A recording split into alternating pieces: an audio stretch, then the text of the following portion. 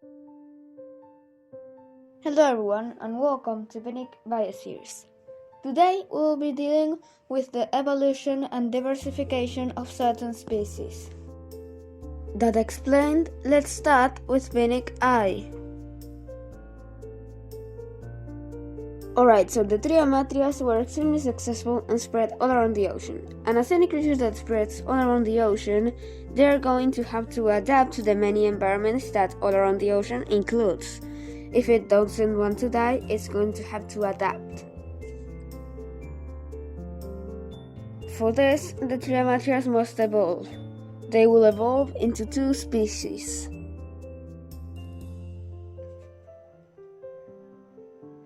The ones high up in the ocean will undergo tagmosis, when a segmented body has its segments grouped into many bigger segments designed for certain abilities. In the head, the fins alongside it shall become feeding appendages, designed to grip food so that they can consume it.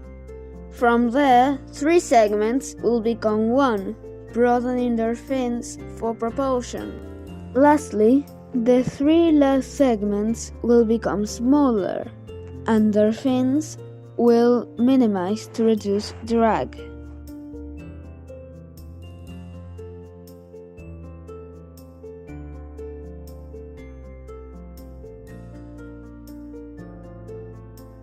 Alright, so that covers the Triamatrias in the high parts of the ocean. But what about the ones in the low parts of the ocean? Those Triamatrias will have their body plans reduced in size to a shape very similar to the one of a beetle.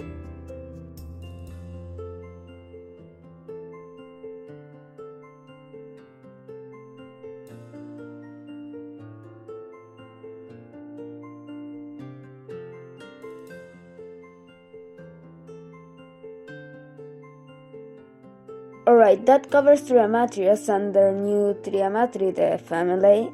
And now we can get to the other creatures, the Asteriostommas and the Xenophukitas.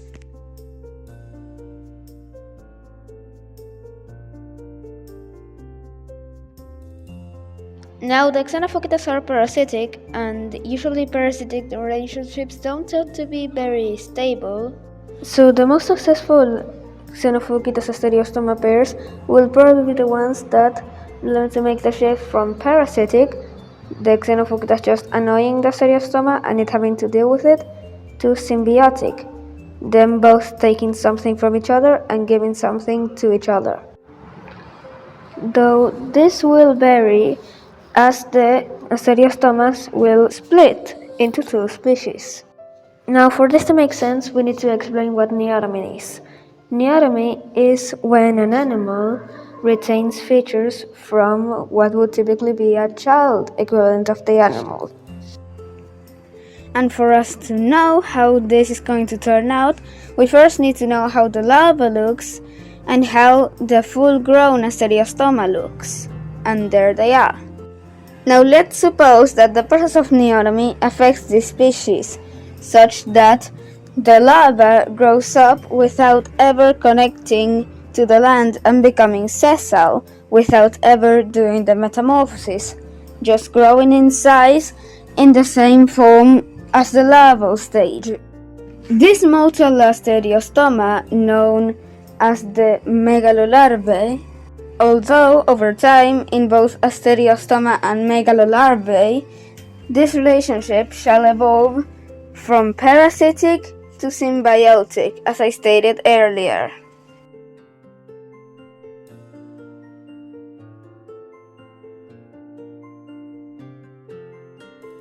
The Xenophukitas in the Asteriostoma will evolve into a protection of sorts, but with some of them becoming sponge-like buds with thousands of holes that can suck up small plankton. On the other hand, the megalolarvae will have their Xenophukitas become photosynthetic, becoming Xenoflora.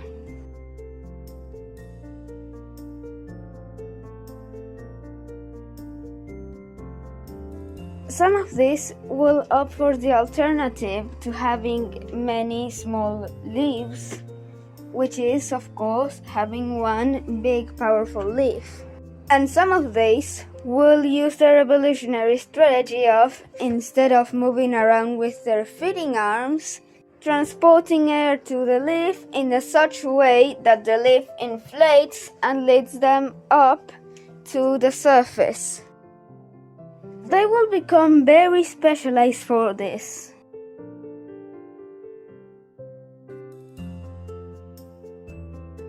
Alright, so that's all for Viniq I. Now let's get to Viniq JB, the moon. So in Viniq JB there are two clades, the Xenomedusa and the Xanthochauli. I'll start with Xenomedusa, mainly because, well, there's a lot more to talk about them.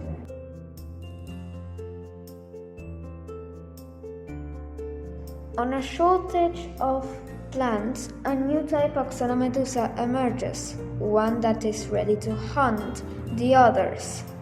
This is the creation of the Carnomedusa. And although they are powerful hunters, they will not be the only ones to adapt. Carcinization is a type of convergent evolution, where a creature that happens to not be a crab, when on Earth that usually means a crustacean, tends to become a crab, or at least crab-shaped. This is because the crab body plan is very efficient. Some Xenomedusas will decide to, instead of moving around in their jellyfish fashion, start hardening their limbs to become legs. Eventually they will suffer a light carcinization, and since they will have to defend themselves from the Carnomedusas above, they will harden their bodies into a shell of sorts, an exoskeleton. These are the species in the Xenomedusidae family. Now let's get to the plant that most of them feed off, which will evolve alongside them. This is Xanthopholia. It is a descendant of the Xanthochauli, and it uses a newly developed large leaf-like structure to increase its surface area so that it can absorb more light and photosynthesize better. They will be somewhat successful, but there won't be any colonies of them. They will be disconnected. But another kind of Xanthochauli will be there to fill that niche. This is an Equacorto. It is a similar shape to the Xanthochauli, but it is smaller. It spreads in the form of steps, relatively small, but still steps. Both of these groups will have a reasonable amount of success, but the Equacorto will blow up in diversity, mainly due to the fact that it can spread quicker in its step forms.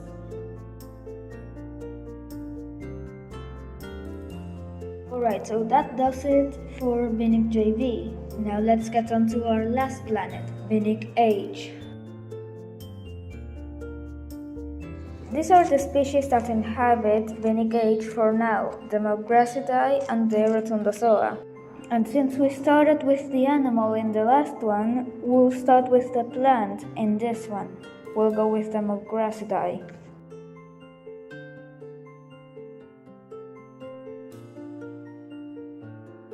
The original Maugrasidae will survive. They will be very prosperous, but most of them will variate, becoming this creature.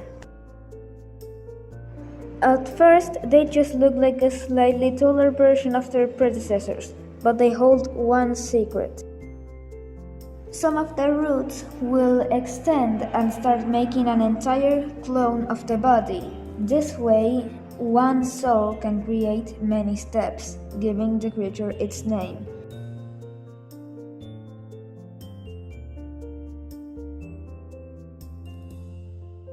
Alright, now that we're done with them, we can get to the Rotundozoa.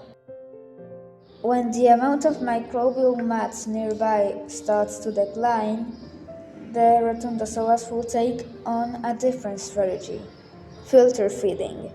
This strategy has the result of the Hirsutozoa, who feed upon microbes that just so happen to get trapped in its bristles. These animals will have a remarkable amount of success. Yet they will not be alone.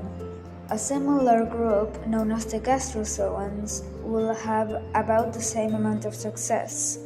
They have invested in a stomach, something brand new to the species. And they have also relocated their eyes for convenience, so that they can look for food.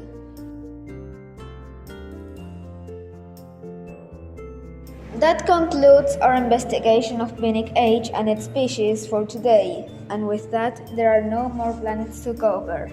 Thank you for watching the second episode. As always, leave me some feedback in the comments if you wish to do so.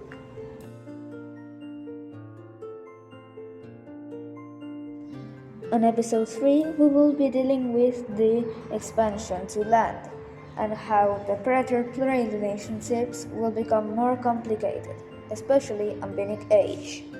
This has been Viniq Biospheres, and stick around and subscribe to see how these worlds develop.